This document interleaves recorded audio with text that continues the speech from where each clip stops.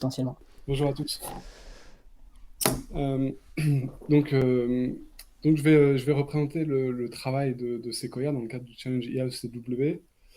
C'est le travail de Sequoia, mais c'est surtout le travail de 5 personnes qui se sont investies au maximum pour essayer de répondre à ce challenge.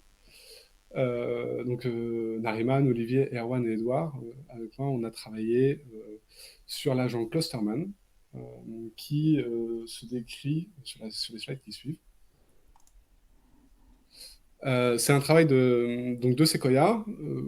Très rapidement, Sequoia, c'est une société des pure players cybersécurité. Un peu plus de 80 personnes entre Rennes et Paris.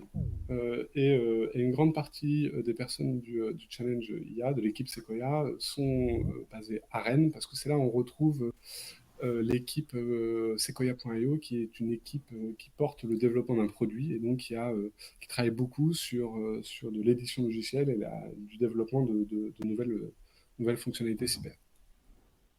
Sur la slide d'après, je vais rentrer un petit peu plus dans le détail de notre stratégie de solution. En fait, on a décidé de retenir une architecture de code qui s'apparente à ce que fait un pilote de chasse, tel que John Boyd a défini, c'est-à-dire qu'il doit être capable à tout moment de s'adapter à des changements de situation, des changements de contexte. Grosso modo, la manière le choix de Sequoia pour répondre à cet enjeu du challenge IA, c'était d'établir en avance de phase des scénarios utilisateurs, d'accord, scripter un peu l'exécution de l'humain sur la machine, et essayer de rendre ça résilient par rapport à des changements de contexte. Vous savez, ce genre de pop-up qui apparaissent à n'importe quel moment lié à l'antivirus, ou des mises à jour qui s'affichent, ou des sites web qui sont inaccessibles parce que le réseau n'était pas disponible, et ainsi de suite. Donc on a retenu une stratégie qui était dite adaptative, et donc qui s'appuie sur une boucle ODA pour une boucle qui consiste à faire une étape d'observation, d'orientation, de décision et d'action. Et ça, l'objectif, c'est de faire tourner cette boucle à peu près à la vitesse de la vision de l'humain, donc à 15 ou 20 rotations par seconde. Sur la slide d'après, je rentre un petit peu plus dans le détail de l'architecture de code. Donc, j'ai présenté la boucle ODA. La première étape de cette rotation, elle consiste d'abord à observer le flux VNC mis à disposition par le déport d'image, et à collecter un maximum d'informations sur l'état de l'environnement. Donc, tel que c'est présenté dans la capture d'écran, on va rechercher des images ou des variations d'images dans le flux VNC pour essayer de comprendre plus tard la situation, le contexte. Donc, on va notamment rechercher les icônes des applications, on va rechercher du texte, on va rechercher la position du curseur de la souris, et notamment tout ce qui est segment lié aux fenêtres et cadres des applications. À l'issue de ça, on récupère essentiellement des positions dans l'écran et des informations sur les images. Et puis, on attaque ensuite une étape d'orientation qui va s'attacher à consolider toute cette information, puis et à associer ça à une machine à état qui représente le scénario que l'on souhaite exécuter. Et ce qui va s'attacher à essayer d'identifier, étant donné les observations précédentes, dans quel état on se retrouve de la machine à état. C'est vraiment une étape de synthétisation. Suite à cette étape d'orientation, on a identifié où est-ce qu'on se trouve dans le scénario, et donc on peut prendre une décision quant à la prochaine action à réaliser. La prochaine action, ça peut être une frappe clavier, le déplacement de la souris sur quelques centimètres, de manière à ce qu'on puisse continuer une trajectoire ou un scénario plus important. Une fois qu'on a pris cette décision, il ne nous reste plus qu'à agir, c'est-à-dire à réaliser l'action de frappe clavier ou l'action de mouvement souris, en ayant une capacité de contrôle via l'étape de rotation suivante pour vérifier que la souris a bien bougé, que la frappe clavier a bien été réalisée, que l'application a bien été fermée, etc., etc. Et donc le challenge pour nous, ça a été de réussir à faire tourner cette boucle à une vitesse qui permet de faire croire qu'on a un humain aux commandes du flux VNC. Dans la slide d'après, j'ai essayé de vous présenter les principaux, donc les objectifs de la solution, donc de synthétiser ça en rappelant que notre solution s'appuie sur des scénarios. et que ces scénarios devaient être capables de s'adapter à des changements de contexte.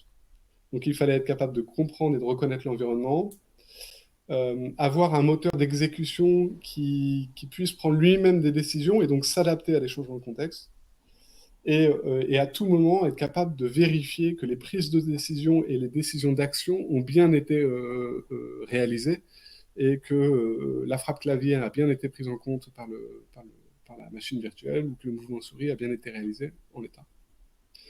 Et ce qui nous a, en théorie, apporté une bonne réactivité, en tout cas lors de nos tests, un peu moins lors du challenge, sur le fonctionnement de cette solution. Sur la slide d'après, j'ai essayé de rappeler les objectifs à l'échelle de Sequoia de cette participation au challenge. Donc on a vraiment tous apprécié travailler sur ce challenge. Ça nous a permis de progresser, et notamment d'aborder de nouveaux algorithmes en termes de machine learning. On a beaucoup utilisé notamment ou testé des algorithmes de reconnaissance d'image, de reconnaissance de texte. Ça, c'est vraiment une super bonne opportunité pour les équipes de monter en compétences. Et ce qui nous a aussi beaucoup motivé pour participer à ce challenge, c'est qu'avec Sequoia, on a décidé de partager l'effort en tant que personne et structure, de manière à pouvoir reverser l'intégralité des gains de la phase de qualification à des associations locales, parce que, étant donné le contexte actuel, ça nous semblait opportun de tirer profit au maximum d'une telle opportunité.